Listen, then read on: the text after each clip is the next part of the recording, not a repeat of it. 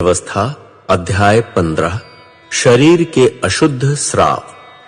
प्रभु मूसा और हारून से बोला, तुम इज़राइली समाज से कहना कि यदि किसी मनुष्य के शरीर से स्राव होता है तो उसका स्राव अशुद्ध है। यह स्राव के संबंध में अशुद्धता की व्यवस्था है, चाहे उसके शरीर से स्राव होता रहता है अथवा शरीर से स्राव बंद हो गया है, फिर भी वह अशुद्ध है।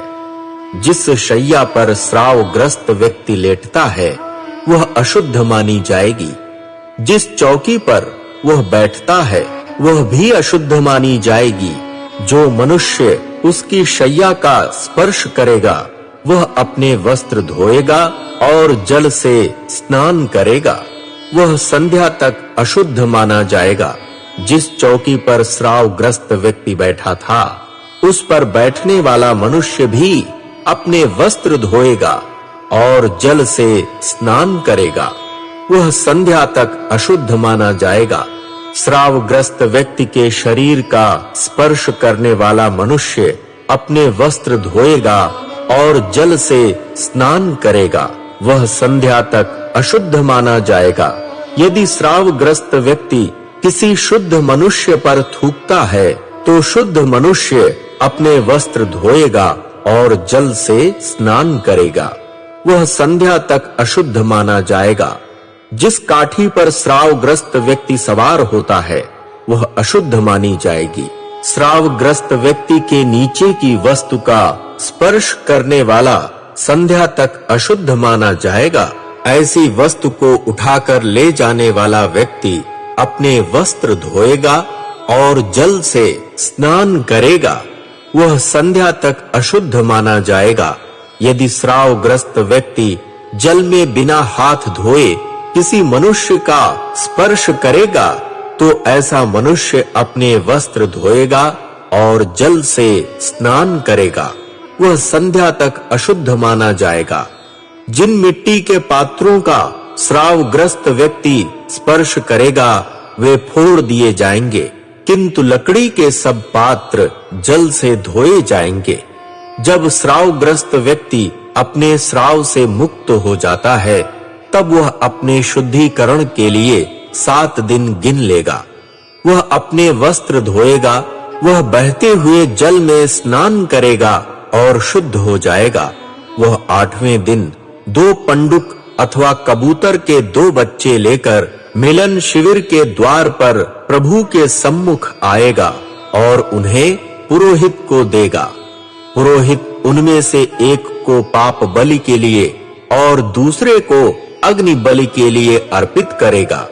पुरोहित उसके स्राव के हेतु उसके लिए प्रभु के सम्मुख प्रायश्चित करेगा। यदि किसी मनुष्य का वीर्यपात हो जाए तो वह अपने सारे शरीर को धोएगा। वह संध्या तक अशुद्ध रहेगा। जिस वस्त्र अथवा चर्म वस्तु पर वीर्य गिरता है वह जल से धोई जाएगी। वह संध्या तक अशुद्ध रहेगी। जब पुरुष स्त्री से सहवास करता है और उसका वीर्यपात होता है तब दोनों जल से स्नान करेंगे। वे संध्या तक अशुद्ध रहेंगे।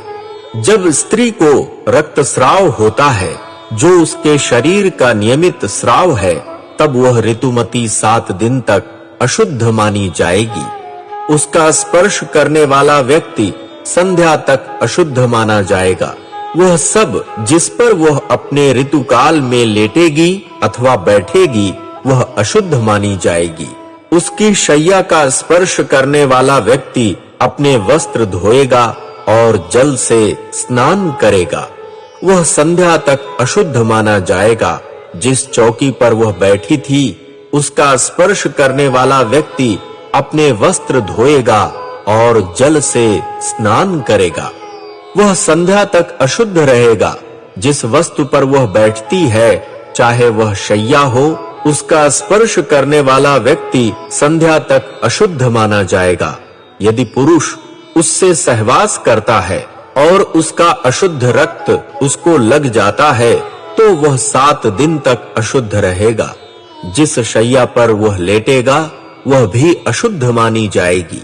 यदि स्त्री को उसके ऋतुकाल में ही नहीं वरन उसके अतिरिक्त बहुत दिन तक रक्तस्राव होता है, अथवा यदि उसके ऋतुकाल से अधिक दिन तक रक्तस्राव होता है तो वह उन दिनों में भी जिनमें उसको रक्तस्राव होता है अपने ऋतुकाल के समान अशुद्ध मानी जाएगी, वह अशुद्ध रहेगी।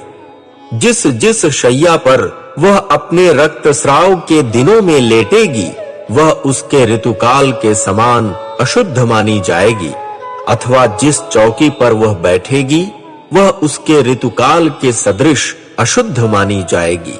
उनका स्पर्श करने वाला व्यक्ति अशुद्ध माना जाएगा। वह अपने वस्त्र धोएगा और जल से स्नान करेगा। वह संध्या तक अशुद्ध रहेगा। परंतु यदि वह रक्तस्राव से मुक्त हो गई है तो वह 7 दिन प्रतीक्षा करेगी। तत्पश्चात वह शुद्ध मानी जाएगी। वह 8वें दिन 2 पंडुक अथवा कबूतर के 2 बच्चे लेकर मिलन शिविर के द्वार पर पुरोहित के पास आएगी।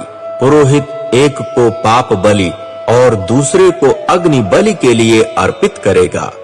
पुरोहित उसके अशुद्ध स्राव के हेतु उसके लिए प्रभु के सम्मुख प्रायश्चित करेगा।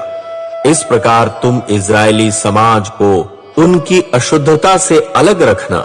ऐसा न हो कि वे मेरे निवास स्थान को जो उनके मध्य में है अशुद्ध करें और अपनी अशुद्धता के कारण मर जाएं। स्रावग्रस्त व्यक्ति अथवा वीर्यपात के कारण अशुद्ध होने वाले व्यक्ति या अपने मासिक धर्म के कारण अस्वस्थ स्त्री अथवा चाहे पुरुष हो या स्त्री जिसका स्राव होता है, तथा जो पुरुष ऋतुमती स्त्री से सहवास करता है, इन सब के लिए यह व्यवस्था है।